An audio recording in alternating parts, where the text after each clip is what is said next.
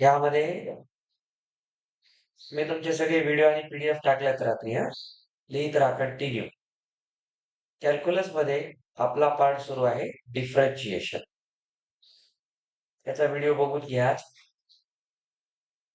हा, आणि सरने एक निरोप दिला काल. चला, डिफरन्शिएशन मी काल तुम्हाला सांगितलं होतं.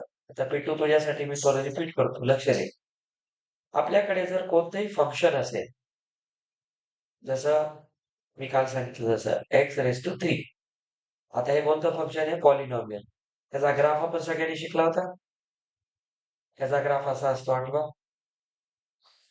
x² चा ग्राफ कसा होता? पॅराबोला होता. हा, ठीक आहे.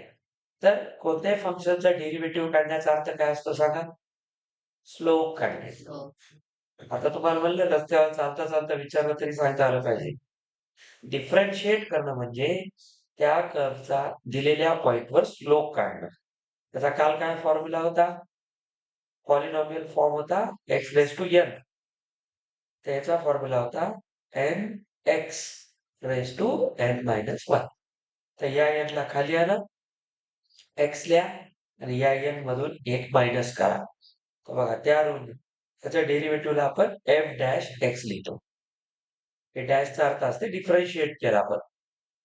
तर n ला खाली आणा 3, मग x 3 - 2 झालं डिफरन्शिएशन.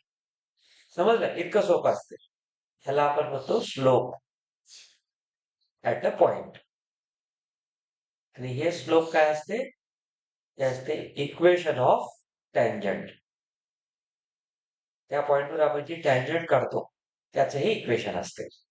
आणि हे इक्वेशनच आपल्याला काय सांगते की चेंज कसा होत आहे.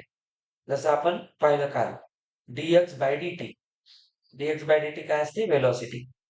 आणि याला आपण नाव दिलं होतं इन्स्टंटेनियस वेलॉसिटी. ठीक आहे ना? आपण आता फिजिक्स शिकायला, म्हणून याला फिजिक्स सोबत जोडत जाऊ. इन्स्टंटेनियस वेलॉसिटी म्हणजे ऍट अ इन्स्टंट. तर ह्याच्यासाठी आपण काय करतो? जे पोझिशन टाइम ग्राफ आहे, काल आपण पूर्ण डिटेल पाहिलेलं आहे. तर position time graph, x t graph ज्याला म्हणतात किंवा एसटी ग्राफ म्हणतात, त्याच्या कर्वला आपण डिफरन्शिएट करतो आणि दिलेल्या टाइमची व्हॅल्यू तिथं सबस्टिट्यूट करतो आणि त्या वेळेस काढतो. मग ते स्लोप पॉझिटिव्ह आला, निगेटिव्ह आला, हे. दुसरी एक गोष्ट लक्षात ठेवा, स्लोप ऑफ लाईन जो असतो त्याचा एक फॉर्म्युला पण असतो y2 - y1 upon x2 - x1. हे आपण 10वीला शिकलो होतो, आठवते? y2 - y1 upon x2 - x1. त्याचा अर्थ काय? समजा आपल्याकडे 2D प्लेन मध्ये एक लाईन आहे कोणती पण.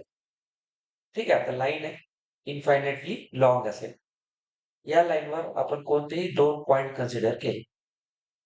समजलं? 2 पॉइंट, इन्फायनेट पॉइंट आहे. तर बघा, याच्या करस्पॉन्डिंग ही व्हॅल्यू असेल फंक्शनची. त्याच पद्धतीने याला इन्क्रीज करा. या एक्सच्या करस्पॉन्डिंग ही व्हॅल्यू असेल. तर याला आपण काय म्हणलं? x1. याला म्हणलं x2. एक्स ऍक्सिस वरचे पॉइंट्स. x1 ची करस्पॉन्डिंग व्हॅल्यू y1, ही व्हॅल्यू y2. याचा अर्थ हा पॉइंट कोण आहे? x1, y1. पॉइंट असाच लिहितो आपण. हा असेल x2, y2. तर y2 ला y1 मधून मायनस करा, किंवा काही इथे लिहिलंय तसं, आणि x2 ला x1 मधून मायनस करा आणि यांचा रेशो. याला म्हणतात या लाईनचा स्लोप. आलं लक्षात? तर स्लोपचे 2 कॉन्सेप्ट असतात. तर बघा, मी आता काय सांगायलो पहा. समजा एक लाईन या पद्धतीने जात आहे, ओरिजिन मधून जात नाहीये. लक्षात घ्या, ओरिजिन मधून जात नाही. बघा आपण कुठं चाललीये? ओरिजिनच्या खाली कट करताय वाय ऍक्सिसवर. आता तुम्ही पुढचे 2 दिवस ग्राफ शिकण्यावर भर द्या. कोणत्याही फंक्शनचा ग्राफ काय सांगतो हे जास्त लक्ष देऊन पहा. बिलकुल एकदम नॉर्मल स्टुडंट सारखं वागायचं नाही, थोडं स्पेशल बनायला शिका. आता हा ग्राफ काय सांगतो बघा. हा ग्राफ जर ओरिजिन मधून गेला असता तर याचं इक्वेशन काय राहिलं असतं? y = x. y = x मध्ये बघा, x ला 0 ठेवला तर y 0 होतो. y = x मध्ये y = 0 ठेवला तर y 0 होतो. y = x मध्ये y = 0 ठेवला तर y 0 होतो. y = x मध्ये y = 0 ठेवला तर y 0 होतो. y = x मध्ये y = 0 ठेवला तर y 0 होतो. सॅटिस्फाय झालं की नाही? 0,0 म्हणजे कोण? ओरिजिन मधून जाणं. पण ही लाईन ओरिजिन मधून जाते का? नाही. Very good. कुठं जाते बघा? व्हॅल्यू कुठं पाहतात? वाय ॲक्सिसवर. तर वायच्या निगेटिव्हला कट करतोय बघा खाली. याचा अर्थ ती लाईन जी ओरिजिन मध्ये होती, ती थोडी खाली सरकली. हे नाही, शिफ्ट झाली. त्याला शिफ्टिंग म्हणतात. शिफ्टिंग आल्याशिवाय तुम्ही मॅथ्समध्ये पुढे काहीच करू शकणार नाही. तुम्हाला प्रत्येक फंक्शनचं शिफ्टिंग कळलं पाहिजे. ठीक आहे? बघा शिफ्ट कुठं झालं? निगेटिव्हला. असं समजा की हा ओरिजिन आहे आणि हा पॉइंट निगेटिव्हवर आहे. एक प्लेस खाली आलं. तर आपला ग्राफ काय होईल? ओरिजिन मधून असता तर y is equal to x. पण एक प्लेस काय झाला तो खाली आला. पण इथं -1 आहे. झालायचा ग्राफ. बघा कोणतं इक्वेशन आहे लिहिलं आपण. या लाईनचं इक्वेशन काय असेल? y is equal to x minus 1. आता तुम्ही मला सांगा.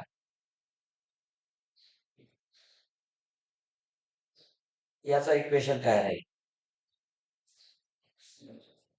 एक्स नसते y इज इक्वल टू हा व्हेरी गुड.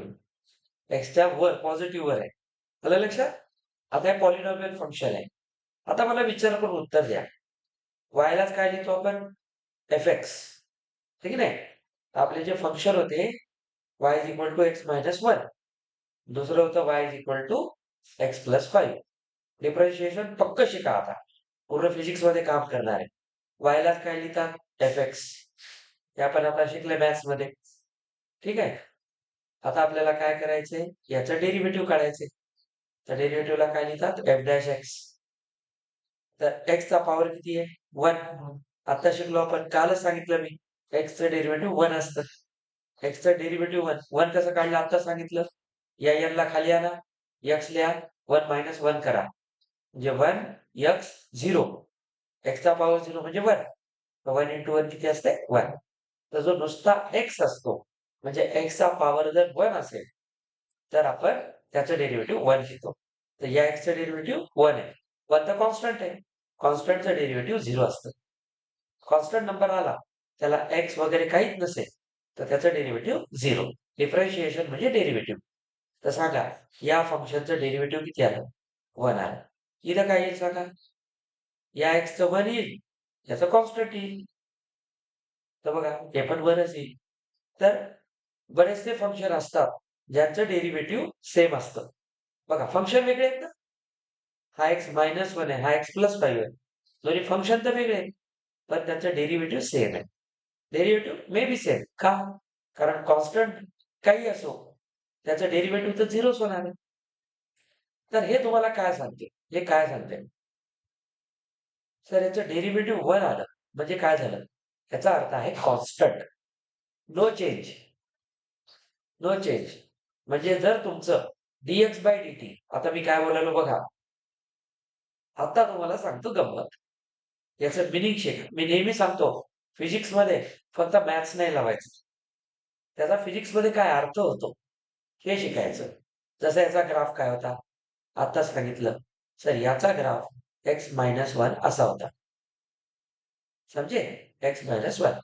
Very good. याचा ग्राफ काय होता? x+5 असा होता.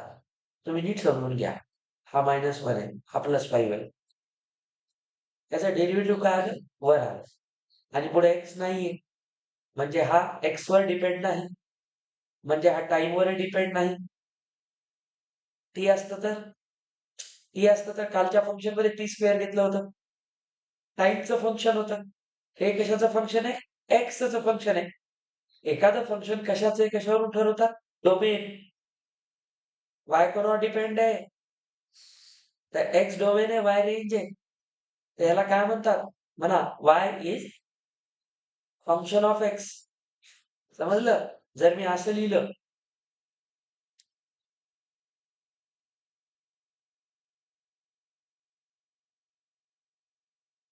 याला काय म्हणणार? वाय इज एफ टी म्हणजे कोण आहे? Y. Y is function of T. हा कशावर डिपेंड आहे हे बघायचं ना, टी वर. चेंज कोण व्हायलाय? टी एकदा क्यूब व्हायलाय, एकदा पॉवर 1 होत आहे. म्हणजे हे टाईमवर डिपेंडंट आहे.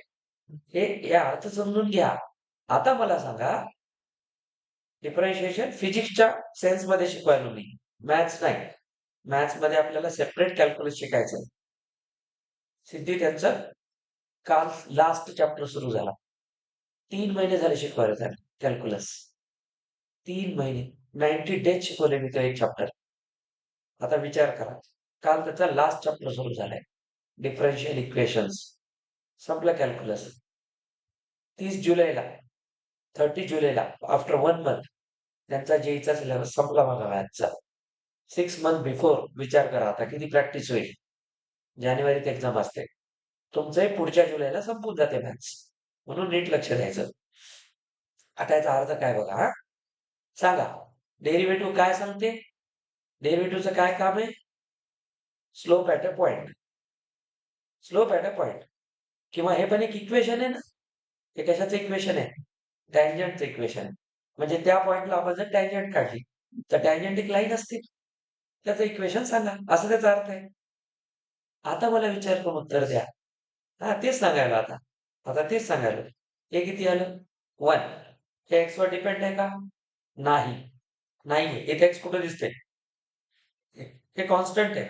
याचा अर्थ या लाईनचं डेरिव्हेटिव्ह एक कॉन्स्टंट आहे. म्हणजे तुम्ही याच्यावर कुठेही पॉइंट घेतले तर बघा बरं, याची टँजंट तीच येईल की नाही? Same tangent. सेम टँजंटचा अर्थ काय? Same slope. कॉन्स्टंट जर आलं डेरिव्हेटिव्ह तर स्लोप सेम असतो. स्लोप सेम असतो याचा अर्थ फंक्शन कॉन्स्टंट आहे. म्हणजे जर हे काय असतं, ह्याला जर व्हेलॉसिटी म्हणलं असतं तर व्हेलॉसिटी किती आहे? 1 मीटर पर सेकंड. म्हणजे काय? बॉडीची पोझिशन कशी बदलू, व्हेलॉसिटी फिक्स आहे. तर याला आपण कॉन्स्टंट व्हेलॉसिटी आपण म्हणतो ना, body is moving with constant acceleration with constant velocity. ते हे असतं. मॅथमॅटिकली डिफरन्शिएशन जेव्हा एक कॉन्स्टंट नंबर येतो तेव्हा त्याचा स्लोप कॉन्स्टंट असतो. म्हणजे देर इज नो चेंज. आता स्ट्रेट लाईन मध्ये सगळा स्लोप नेहमी सेम असतो. आता स्लोप जर जे तुम्ही आत्ता म्हणलात y2 minus y1 upon x2 minus x1, तो कसा समजायचा या लाईनवर? तर चला एक खास तुम्हाला फील देतो. याच लाईनवर पहा. मी असं समजून घ्या की एका टाइमला ही पोझिशन होती. समजा हा ग्राफ कोणता आहे? एक्सटी ग्राफ आहे. XT ग्राफचा derivative velocity. काल सांगितलं position time graph. Position time graph आपण dx बाय dt लिहित होतो ना, तर x मध्ये टीच्या रिस्पेक्ट मध्ये जो चेंज होतो ती त्या फंक्शनची व्हेलॉसिटी असते. तर या लाईनचा प्रत्येक पॉइंट चा जर मी स्लोप काढला म्हणजे डिफरन्शिएट करून काढलं तर मला त्या त्या पॉइंटला काय मिळते? व्हेलॉसिटी मिळते. आता बघा बरं, या ठिकाणची व्हेलॉसिटी काय आहे? ही आहे, ही पोझिशन आहे. थोड्या वेळाने इथं आलात, ही पोझिशन आहे. आता काय करतात बघा, जर मी इथे एक खूप छोट्या टाइम साठी याला घेतलं, हा टाइम खूप छोटा आहे समजा, म्हणजे हा टाइम किती होता? टी. मग हा किती होता माहितीये? dt. त्या टाइम मध्ये एक छोटा बदल केला, पण नुसता dt नाहीये, त्या टीच्या पुढे आहे ना तो. टी मध्ये किती चेंज केला? आधी किती होता? टी होता. टी मध्ये किती वाढला? प्लस dt वाढला. तर टी प्लस dt. आता फरक समजून घ्या. पहिला टाइम टी होता आणि त्याच्यामध्ये हे बघा मी एवढंच चेंज केला, खूप छोटा चेंज केला. तर चेंज किती झाला? मधला गॅप किती आहे? dt आहे. आणि हा कोण आहे बघ? तर या टी मध्ये हा dt ऍड केला, तर टी प्लस dt. हा टी टाइमचा चेंज किती राहतो? मी जर म्हणलं हे 2 सेकंड होतं, हा 3 सेकंड आहे. तर गॅप कितीचा आहे? तो 1 म्हणजे dt आहे. म्हणजे हा टी असेल तर हा टी प्लस 1 आहे ना. मग हा 1 कोण आहे? टाइम चेंज आहे. बघा तोच हा टाइम चेंज आहे. तुम्हाला नंबर लिहिल्याशिवाय अल्जेब्रा कळत नाही. तर ही सवयच लागलेली असते आपल्याला. एक्स वाय शिकवायचं असते, पण तिथं 1 2 3 लिहू शकतो. ती सवय लागलेली. आता नीट ऐका मी काय सांगायलो. हा पॉइंट कोण आहे? सर हा x2, y2 आहे. दिसलं? हा पॉइंट कोण आहे? x1, y1 आहे. बघा बरं, इथं मी एक राईट अँगल ट्रायंगल बनवतो. आलं का x2 minus y2 minus y1 upon x2 minus x1. तर एवढा नंबर काय द्यायला? हा हायपोटेन्यूज.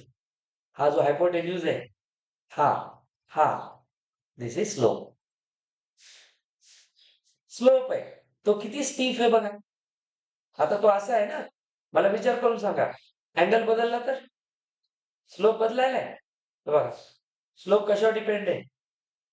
अँगलवर. अँगलवर. म्हणून मी तुम्हाला सांगतो, पॉझिटिव्ह एक्स डायरेक्शन सोबत ती लाईन कोणता अँगल करते त्याच्यावर त्याचा स्लोप डिपेंड असतो. स्लोप दोन गोष्टीवर डिपेंड असतो. अँगलवर बघा, अँगल चेंज, स्लोप चेंज. तुम्ही बघा फील यायला की नाही, इथला अँगल बदलायला आहे. आता अँगल किती आहे बघा, ॲक्यूट आहे 30 डिग्री आहे, हा स्लोप आहे. बघा अँगल 60 डिग्री केला, स्लोप वाढला. अँगल 90 केला, आता स्लोप कसा झाला? Not defined. अरे बाबा स्लाइड असेल, तुम्ही कधी जी घसरगुंडी असते ती अशी पाहिली का कधी? इथं बसून कोणी असं खाली येईल का? त्याला मॅथ्स मध्ये काय म्हणतात? स्लोप नॉट डिफाईन्ड किंवा इन्फायनाइट स्लोप आहे. का? कारण स्लोप असतो टॅन थिटा. आणि टॅन 90 आपण पाहिलं, टॅन 90 ऍसिम्प्टोट पाय बाय 2 ला टॅन डिफाईन नाही, कट करत नव्हता. कळलं मॅथ्स का शिकतो आपण? तर टॅन 90 चा ग्राफ असा होता बघा, आणि तो कुठं पॅरलल जात होता? पाय बाय 2 ला. पडदे पडदे काढले होते की नाही असे आपण, आणि ते मध्ये आपण डॉटेड लाईन काढल्या होत्या. तर टॅन कुठे डिफाईन नसतो? 90 डिग्रीला, पाय बाय 2 ला. म्हणून हा जो स्लोप आहे ना, आता तुम्ही विचार करा, हा स्लोप आहे. जर मी इथला स्लोप घेतला एवढा, हा स्लोप दिसतो? तुम्ही बघा तेवढ्या चेंजला हा स्लोप घेतला तर स्लोप सेम आहे की नाही?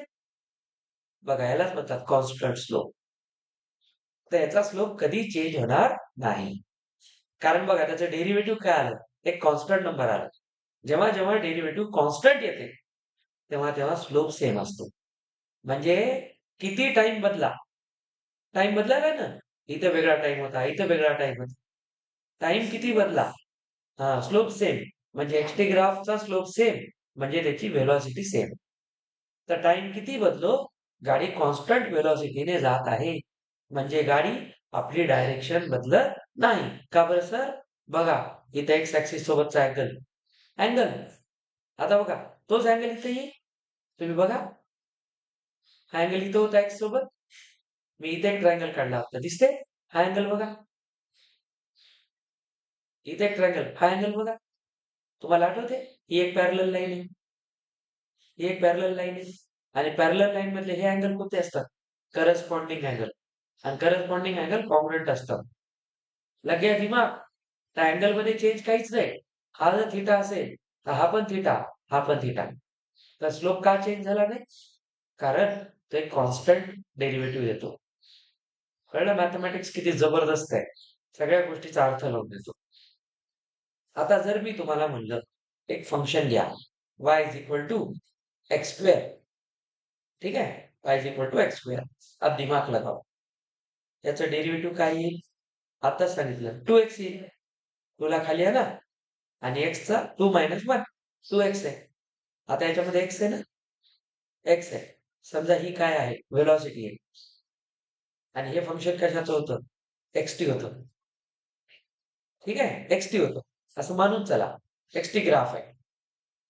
आता मला विचार, बरं एक्स टी आहे ना, तर आपण त्याला एक्स टीच्याच फॉर्म मध्ये लिहू. थांबा तुम्हाला अजून कळायला छान, काही टेन्शन घ्यायचं नाही. मी जर म्हणलं की फंक्शन एक्स वर डिपेंड आहे, ठीक आहे, एक्स टी ग्राफ काय सांगते? जस जसा टाइम बदलतो तस तसं फंक्शन बदलतो, टी स्क्वेअर. तर एफ डॅश टी काय असेल? 2t. टी कोण आहे? टाइम आहे. तर आता हे कोण आहे? सर हे आहे position time ग्राफचा parabola, T square parabola. आणि हा काय त्याचा स्लोप. आता स्लोप कशावर डिपेंड आहे बघा? टाइम वर डिपेंड आहे. मागे होता का एक्स किंवा तिथं? का स्ट्रेट लाईन होती, त्याची डिग्री 1 होती. तुमचं मूळ फंक्शनच लिनियर होतं बघा, हे मूळ फंक्शनच लिनियर होतं. तुमचं फंक्शनच लिनियर असेल तर त्याचा स्लोप कॉन्स्टंटच येणार. म्हणून बघा ते आन्सर 1 कॉन्स्टंट येत होतं. पण आता सांगा, तुमचं फंक्शन लिनियर आहे का? पॅराबोला आहे. पॅराबोला आहे. याचा अर्थ काय झाला, की हे जर लिनियर नसेल, पॅराबोला आहे, त्याचं डेरिव्हेटिव्ह लिनियर आलं. बघा डिग्री 1 ने कमी झाली. याची डिग्री 2 होती, याची 1 झाली. तर स्लोप काय झाला? स्ट्रेट लाईन होईल का स्लोप? नाही होणार. डिग्री 1 आहे. स्लोप 1 आहे. स्लोपमध्ये तर लाईन काढणारच आपण. No doubt. आता बघा, स्लोप कशावर डिपेंड आहे? टाईमवर. समजा ही तुमची काय आहे? व्हेलॉसिटी आहे. आता तुम्ही बघा याचा अर्थ काय? मी काढला माझा टी स्क्वेअरचा ग्राफ. आलं लक्षात? T स्क्वेअरचा graph. बस शिकत जा. समजा मी इथं घेतो. हा टाइम. असं म्हणा, हे मागं चाललात तुम्ही. समजा हा जो ग्राफ आहे, समजा हा टाइम. इथं एक नंबर असेल कोणता तरी. चला ठीक आहे. एक काम करू आपण. इथे नको, इथे या चला. हा तुमचा एक्स-टी ग्राफ आहे. ठीक आहे? Position time graph. Position time ग्राफवर मी हा एक पॉइंट कन्सिडर करतो. नीट समजून घ्या. हा एक कन्सिडर करतो आणि हा एक पॉइंट कन्सिडर इथं नाही करत, इथं करतो. आता बघा मी काय शिकवायला. नीट लक्ष द्या.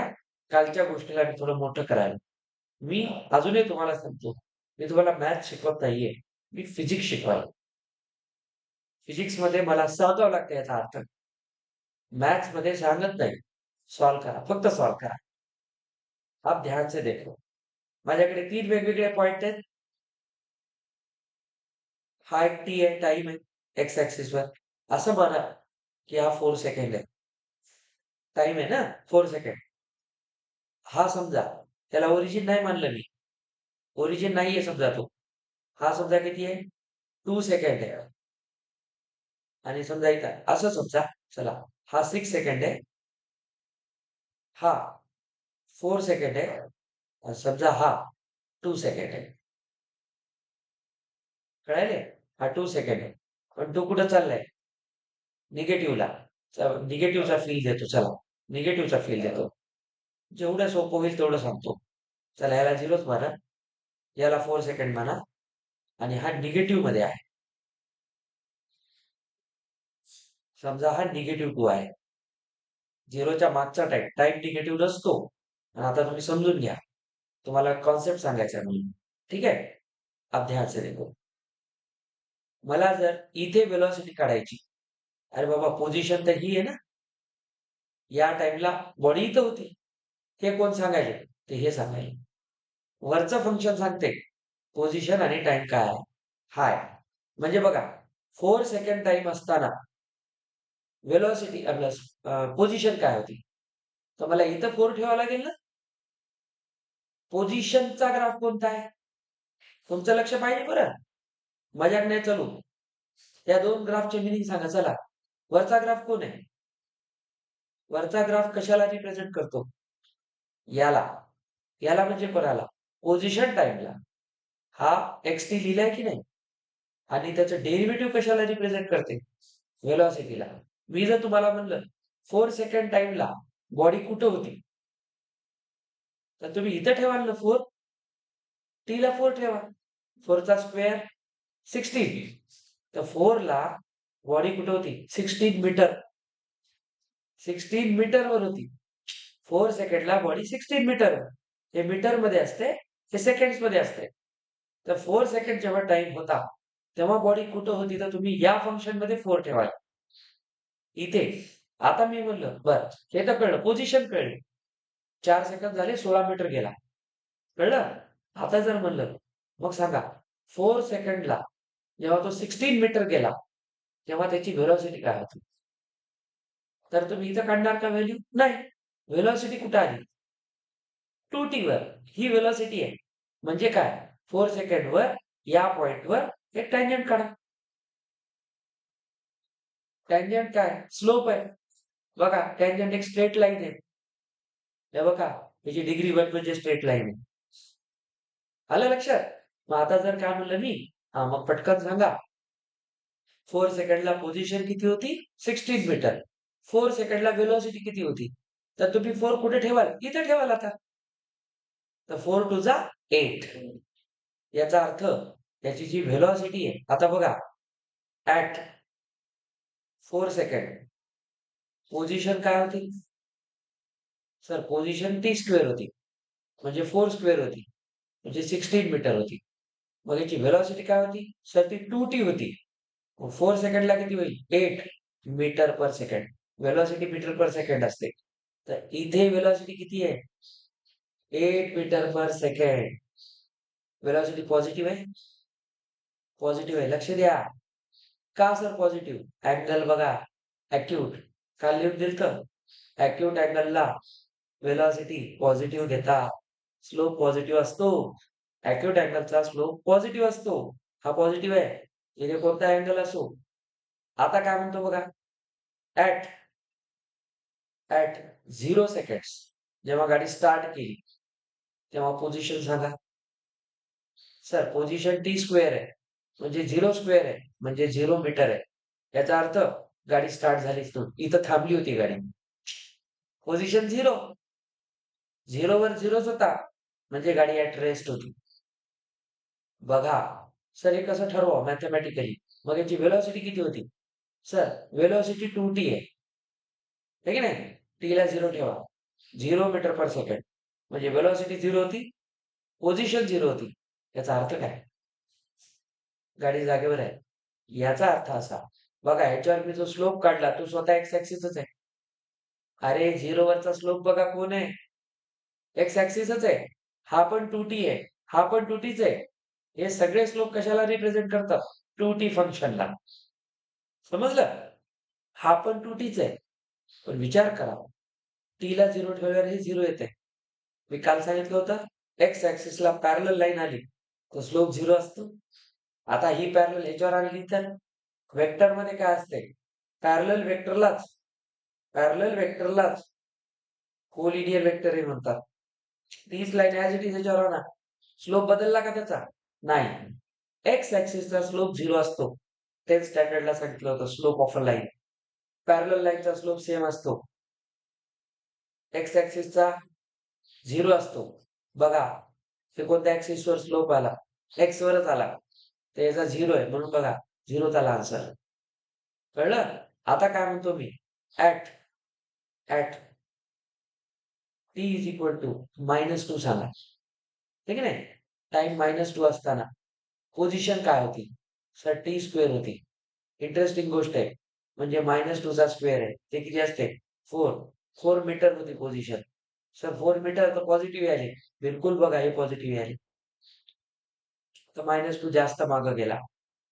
60च्या वर गेला ना 4. आपण त्याला काय करू? अलीकडे आणू. चला -2 इथं आणा. सांगा -2 ला पोझिशन किती आहे? 4. पॉझिटिव्ह 4 का आला कळलं? बघा 4 कुठे आहे? पॉझिटिव्ह ॲक्सिसवर आहे. तर जेव्हा 0 म्हणजे गाडी ज्यावेळेस रेस्टवर होती, 0 वर होती, त्याच्या आधी पण ती चालत होती. जेव्हा 2 सेकंड झाले होते, रेस्टवर यायच्या आधी, अरे आपण घरून निघालो, तर काही ना काही स्पीड होती. मित्र भेटला थांबलो, तिथं 0 झाली. बोलणं झालं, पुन्हा पुढे निघालो. तर -2 काय सांगायले? रस्त्यावर असतानाची टाईम. 0 काय सांगायले? मित्र भेटल्यावर थांबला. आणि पुढे 4 काय सांगायले? बोलणं झालं, आता पुढे निघाला. तर जेव्हा तुम्ही थांबायच्या आधी जेव्हा तुमचा 2 सेकंडचा टाईम होता, निगेटिव्ह 2 चा अर्थ काय? मागे. 0च्या गाडी 0 व्हायच्या आधीचा वेळ. डोकं लावायचं, समजून घ्या. म्हणून तेव्हा तेव्हा पोझिशन काय होती? 4 मीटर. आणि मग सांगा, तेव्हा व्हेलॉसिटी काय होती? 2t होती. आणि टीची व्हॅल्यू किती आहे? -2. तर व्हेलॉसिटी किती आहे? -4 मीटर पर सेकंड. त्याचा अर्थ सर इथं स्लोप काढावा लागेल. व्हेलॉसिटी म्हणजे स्लोप. तर ही टँजंट काढा. बघा एक्स ॲक्सिस सोबत कोणता अँगल आहे? ऑब्ट्यूज. ऑब्ट्यूज अँगलचा स्लोप निगेटिव्ह असतो. बघा व्हेलॉसिटी निगेटिव्ह आली की नाही? कळलं? या एका ग्राफने तुम्हाला याचा पूर्ण मीनिंग समजला असेल आता. तर फंक्शन काय सांगते, समजा फंक्शन xt असेल, म्हणजे या टाइमला ही पोझिशन होती, त्याचं डेरिव्हेटिव्ह काय सांगते, त्या टाइमला ती व्हेलॉसिटी होती. म्हणून एक्सटी ग्राफचा स्लोप व्हेलॉसिटी दाखवतो. आलं फिजिक्सचं वाक्य. तर बघा, graph of xt, graph sorry, slope of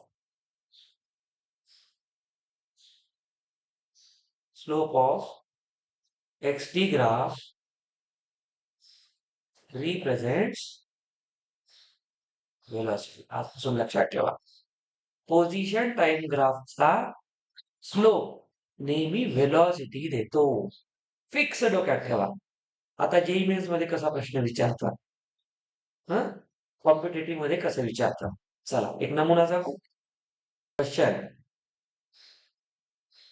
आज तुमचा पहिला क्वेश्चन जेई मेन्सचा 2023 मध्ये आलेला क्वेश्चन, जेव्हा आयुष दादा 12वीला होता. ठीक आहे, आयुषच्या एक्झाम इयर मधला क्वेश्चन, नीट बघा. क्वेश्चन काय म्हणते, द पोझिशन ऑफ पार्टिकल, सांगा पोझिशन ऑफ पार्टिकल म्हणल्या काय चमकाव, एक्सटी, एक्सटीचं फंक्शन आहे. आता ताजं शिकले, 3 महिन्याने विचारल्यावर विसरलं तर मान्य करतो, 3 मिनिटापूर्वीच विसरू नका. The position of particle related to time, म्हणजे बघा with respect to time, is x is equal to 5t square minus 4t plus 5. आहे का? x कशाचं फंक्शन आहे, टाइमचं. हे पटकन दिसलं पाहिजे. मीटर का दिले, युनिट. ठीक आहे, find velocity at time is equal to 2 seconds. Same question आहे की नाही. काय करणार सर, हे एक्स टी ग्राफ आहे, याला आम्ही डिफरन्शिएट करणार. याचं डिफरन्शिएशन म्हणजे कोण, स्लोप. तो स्लोप काय असतो, वेलोसिटी. त्या वेलोसिटीच्या फंक्शन मध्ये टी दिसणार, टीच्या जागी काय ठेवा, 2. That is your answer. जे ईमेलचा प्रश्न आहे. फंक्शन तुम्हाला याचे ऑप्शन देतो, 14 मीटर पर सेकंड. ट्राय करता का, त्याला डिफरन्शिएट करा. 2 मीटर ट्राय करा. चला बघू कोण कोण सोडवते जे ईमेलचा क्वेश्चन. लक्ष द्या, समजलं नाही तर आता पहा. अरे बेटा, तुमचं एक्सचं function, X is function of T. आता ह्याला तुम्हाला काय करायचंय, एफ डॅश एक्स काढायचं. एफ डॅश एक्स काय असते, वेलोसिटी असते. पोझिशन टाइम ग्राफचा स्लोप वेलोसिटी असतो. काय सांगितलं होतं, एन एक्स, त्याला याच्याशी मल्टिप्लाय करतात, 2 खाली येईल की नाही. 5 2 किती होते मग, 10. टी आहे, 2 मायनस 1 1 असतो, मायनस 4. टीचं डेरिव्हेटिव्ह 1 असते, कॉन्स्टंटचं डेरिव्हेटिव्ह 0 असते. हे मनात करायला शिका. 10t मायनस 4 झालं. ही काय आली, वेलोसिटी. आता velocity at time is equal to 2. त्याला असं लिहितात, तर टीच्या जागी 2 लिहा. 20 मायनस 4, 16 इज आन्सर. खटकन प्लस 4 मार्क आहे. करा, पुढच्या संडेला पेपरमध्ये असे प्रश्न येणार आहेत.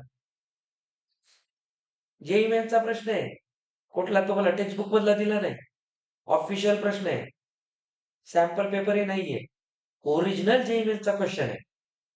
तेही सांगतो तुम्हाला. हा आलेला आहे 15 एप्रिल मॉर्निंग शिफ्ट मधला क्वेश्चन आहे. सकाळ दुपार 2 टाइम पेपर असते जेईचा.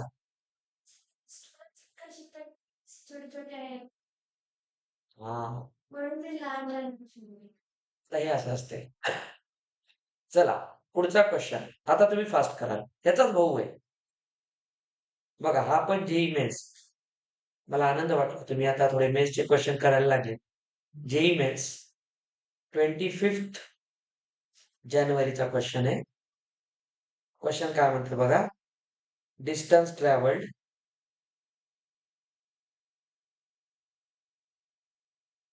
Is x is equal to 4t square. Function तेच आहे. xt म्हणजे कोण, पोझिशन टाइम.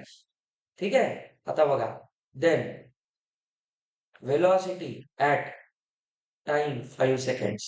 डायरेक्ट क्वेश्चन आला आता. ओरिजिनल. चला आन्सर 25 मीटर पर सेकंड, 28, 40. सांगा. छान वाटलं बघा. फंक्शन कोण आहे? 4t². बघा चे प्रश्न आहेत. फिजिक्स खूप सोपं येत असते. फिजिक्स मध्ये कॉन्सेप्ट कळला की अतिशय फास्ट मार्क भेटतात. कॉन्सेप्ट शिकलेला स्टुडंट फिजिक्सचा पेपर 30 मिनिट मध्ये संपवतो. 1 तासाचा जो गॅप आपण ठेवतो पीसीएम ला, 1 तास 60 मिनिटं धरले फिजिक्सला, 25 प्रश्न असतात. तर जनरली तुम्हाला 15 ते 20 प्रश्न करता येतात. चांगला अभ्यास केलेला स्टुडंट 25 पैकी. चला माना तुम्ही 15 प्रश्न सोडवायचे, तर तुम्ही ते 30 मिनिटात सॉल्व्ह करता. म्हणजे एक प्रश्न 2 मिनिटात सॉल्व्ह करू शकता. तर याचा अर्थ 30 मिनिटात जर तुम्ही फिजिक्सचा पेपर सॉल्व्ह केला, केमिस्ट्रीचा जर छान अभ्यास असेल, सर जी प्रॅक्टिस घ्यायले, मी जी प्रॅक्टिस घ्यायलो, ते जर पक्क केलं, तर केमिस्ट्रीचा पेपर 20 मिनिटात होतो. कारण केमिस्ट्रीत कॅल्क्युलेशन नसते, थिअरी जास्त असते. तर तुमचा वेळ किती संपला? 50 मिनिट. पेपर असतो 180 मिनिट. तुमच्याकडे उरले 130 मिनिट. 130 म्हणजे मोर दॅन 90 मिनिट्स. 1.5 तासापेक्षा जास्त. पूर्ण वेळ मॅथला द्या ना. Math is lengthy. कळलं? टाइम मॅनेजमेंट काय पाहिजे? फिजिक्सला अर्ध्या तासापेक्षा जास्त वेळ द्यायचा नाही. खूप जर पेपर टफ आला तर फिजिक्सला द्यायचे 45 मिनिट्स. ते 15 मिनिटं इथून मायनस करा. आलं लक्षात? म्हणजे 115. तरी 1.5 तासापेक्षा जास्त वेळ कुठे भेटतो? मॅथ्सला. JEE is game of smart work, not hard work. Hard work खूप आहेत करणारे. तुम्ही आता 4 तासच अभ्यास करत असताल, 14 तास अभ्यास करणारे स्टुडंट आहेत, तरी रँक येत नाही. 4 तास अभ्यास करणारे ऑल इंडिया रँक 2 आणतो, कारण तो स्मार्टली अभ्यास करतो. त्याला एकच ठरवलं असते, सरनं जे सांगितलं ते घरी करायचं, दुसरं काही डोकं लावायचं नाही जास्त. सरनं दिलेलं मॉड्यूल सॉल्व्ह करायचं, सरनं दिलेले क्वेश्चन ट्राय करायचे, सरनं दिलेली थेरी रोज रिवाइज करायची. 4च तास करा, बघा रँक येते. 14 तास अभ्यास करणार काय करते? सरनं सांगितलेलं सोडून स्वतःच नवीन नवीन शोधत राहते. 15 प्रकारचे मार्केटमधून पुस्तक आणते, 4 प्रकारच्या ट्युशनला जाते. इथं शिकवत असताना दुसरीकडे मॅथ लावते. त्याचा रिझल्ट येत नसतो. याला म्हणतात एका वेळी 4 दगडावर पाय ठेवणे. पाय 2च असतात. 4 दगडावर ठेवण्याच्या नादात खरी करते. दिमाग वापरायला शिका. सत्य आहे. असा लाईट चमकला पाहिजे डोक्यात. समजून घ्या. तुम्ही टाइम मॅनेजमेंट जर करायचं असेल, तर आता पेटूने तसं तोंडी उत्तर दिलं, ही मेन गोष्ट आहे. कारण याचा अर्थ काय? तुम्हाला आता कॉन्सेप्ट समजला. हे बेसिक. मी काय म्हणलं, फिजिक्स मध्ये अवघड डिफरन्शिएशन येत नाही. JEE मेन्स 23चा प्रश्न आहे, 2003चा नाही. बाबा आदमच्या जमान्यातला नाहीये. लेटेस्ट आहे, 2च वर्ष झाली. 2 वर्षापूर्वीचा प्रश्न आहे. 2 वर्ष सोडा, आता 2025, 3 महिन्यापूर्वी पण असेच प्रश्न आहेत. म्हणजे तुम्हाला असेच राहणार. आता आज इथून गेल्यानंतर या पावसाच्या वातावरणात XT ग्राफचा जो स्लोप आहे, तो आता तुमचा 4 मार्क पक्के झाले पाहिजे. हे 4 मार्क कोणाचा बाप तुमच्यापासून फिरवून घेऊ शकत नाही. याले डोक्यात काही? चला, याची वेळासाठी काय येते? 8t. मग टीला काय ठेवा? किती सेकंदला म्हणते? 5 सेकंदला. 8 पंचे 40, स्पीड 40. समझे कुछ? ये बहुत हो गया. ये बहुत हो गया. या टाईपचे प्रश्न आहेत. फार लांब नाही. माझ्याकडे सगळे ऍप आहेत, त्याच्यात सगळे क्वेश्चन आहेत. इयर वाईज आहे. JEE मेन्स 2023, 25 जानेवारी इव्हनिंग शिफ्ट, दुपारी 3 ते 6च्या पेपरमध्ये विचारलेले सगळे क्वेश्चन. बघायचा आन्सर 40 मीटर पर सेकंड. अजून काय करायचं भाऊ? Same question.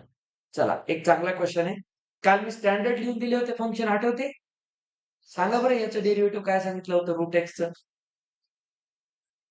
1/2 root X. Very good. थोडं बरं वाटायला, काहीतरी रिवाइज करायला तरी जाऊ. चांगली गोष्ट आहे. चला, आता हा जेई मेन्स 2022 चा क्वेश्चन आहे. मी टॉपिक वाईज काढून ठेवलेले. मी टॉपिक घेतलाय इन्स्टंटेनियस व्हेलॉसिटी. जिथे जिथे इन्स्टंटेनियस व्हेलॉसिटी म्हणतात त्याचा अर्थ डिफरन्शिएशन. पहिल्या दिवसापासून सांगायला. ऍव्हरेज म्हणजे मोठ्या टाइम पिरियडसाठी 2 सेकंड पासून 10 सेकंड पर्यंत मोठा टाइम आहे. जेव्हा तुम्हाला बिटवीन 2 टाइम्स म्हणतात ते ऍव्हरेज असते. ऍट म्हणतात त्याच टाइमवर ते इन्स्टंटेनियस. म्हणून आता आपल्या क्वेश्चन मध्ये कसे ऍट 5 सेकंड, ऍट 2 सेकंड, म्हणजे एकाच टाइमवर विचारलं. जसं ऑब्जेक्ट खाली पडायला आहे, या टाइमला इथे वेलॉसिटी काय होती? इन्स्टंटेनियस. एका इन्स्टंटवर काढायला आपण. खूप जणांना याचा मिनिंगच कळत नाही. मी पूर्ण फिजिक्स हातात ज्या वस्तू आहेत त्या घेऊन शिकवतो. समजून घेऊन चला. चला आता काढा. बघा इफ हा क्वेश्चन तुम्हाला थोडा जड जाईल का? ठीक आहे, आपण ट्राय करू. T is √x+4 find dx by dt. dx by dt कोण असते? Derivative at time t is equal to 4. याचा अर्थ असते म्हणजे याला डिफरन्शिएट करा, पण कोणाला करा हे समजून घ्या. याला dx by dt करायचंय म्हणजे x ला कोणाच्या रिस्पेक्ट मध्ये करायचंय? टाइमच्या. आणि हा फंक्शन काय दिसतो? t is equal to something दिसतो. तर काय दिमाग लावता? 2 मिनिटं विचार करा. आता याचा आन्सर डायरेक्ट नाहीये ना, थोडंसं डोकं लावा. थोडं एकदम नाही कळत. आता तुम्ही याचं मिनिंग शिका. हा सर तुम्ही म्हणले डिफरन्शिएट करायचं टाइमची व्हॅल्यू ठेवायची. असं डायरेक्ट नाहीये. आपण dx by dt केव्हा काढतो? जेव्हा x is equal to something असते. अरे बाबा हे t is equal to something आहे. यानं फंक्शनला उलट फिरवलंय. तर तुम्हाला हे फंक्शन आधी काय करावं लागेल? x is equal to something मध्ये कन्वर्ट करावं लागेल. जेई मेन्सचा प्रश्न. बरं झाला हा प्रश्न आला माझ्या डोळ्यासमोर. कारण कधी-कधी आपल्याला रिव्हर्स थिंकिंग करावी लागते. हा प्रश्न रिव्हर्स थिंकिंगचा आहे. आता तुम्ही बघा 23 पेक्षा 22 चा क्वेश्चन थोडा हार्ड आहे. चला काही अवघड नाही. सर याच्यासाठी मॅथमॅटिक्स आहे. जिंदाबाद. हे आपलं फंक्शन आहे. आपल्याला माहिती आहे याला रूटला हटवायचं असेल तर स्क्वेअरिंग. तर स्क्वेअरिंग बोथ साइड करा. तर स्क्वेअरिंग करताना हा a प्लस बी आहे हा. त्याचा होल स्क्वेअर होईल. नाहीतर याचा स्क्वेअर आणि याचा स्क्वेअर करतात. असं नसते. a प्लस बीचा होल स्क्वेअर ब्रॅकेट स्क्वेअर असतो. हा टी स्क्वेअरला टी स्क्वेअर राहील. इथं काय येते? चला एक काम करू आपण याला अजून सोपं करू. चला आपल्याला एक्सच्या फॉर्म मध्ये पाहिजे ना. चला मी सोपं करतो. आधी मी एक्स ला सेपरेट करतो आणि याला t-4 लिहितो. आता जास्त सोपं जाईल. कारण नंतर डिफरन्शिएट करायला अवघड आहे. आता स्क्वेअरिंग करा. तुम्हाला माहिती आहे square root function is always positive. आता मॅथ शिकलोय आपण. बरं झालं फंक्शन चॅप्टर झाला. हे कळायला हेल्प होते. तर ह्याचं आउटपुट निगेटिव्ह येणार नाही. त्याला स्क्वेअर केल्यावर काय येईल? एक्सच येईल. स्क्वेअर रूटचा स्क्वेअर काय असतो? तोच नंबर. हा काय? a minus b whole square. तर एक्स आहे a minus b whole square a square minus 2ab. ठीक आहे प्लस बी स्क्वेअर. आता बघा फंक्शन कोणतं आलं? xt आलं की नाही? झालं. आता डिफरन्शिएट. आता काय करायचंय? dx by dt. तर याचा डेरिव्हेटिव्ह 2t. 2t 2 मायनस 1 केल्यावर एक टी राहतो की नाही? 8t चं 8 t चं डिफरन्शिएशन 1 16 चं 0. तर डिफरन्शिएशन किती आलं? 2t minus 8. कोणत्या टाइमला काढायचंय? 4 ला. तर टीच्या जागी 4 ठेवा. 8 मायनस 8 0 इथं आन्सर. नाही नाही थोडं दिमाग लावायचं. फंक्शनला आधी त्यांनी तुमच्याकडून नीट करून घेतलं. मागे दोन्ही फंक्शन कसे होते? x is equal to t होते. आता यायला थोडा कॉन्फिडन्स. क्वेश्चन असे बनतात क्वेश्चन.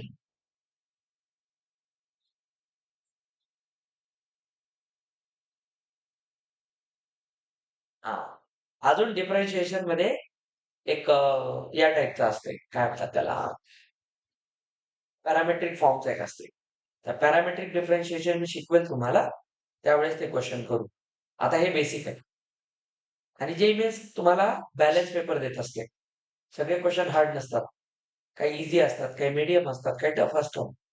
आता हा बघा, हा थोडा मीडियम मध्ये येतो. त्याच्यात थोडंसं थिंकिंग जास्त आहे. मागे कसं होतं? डायरेक्ट डिफरन्शिएट करा, व्हॅल्यू ठेवा. इथे थोडा आधी म्हणते फंक्शनला नीट करा. चला.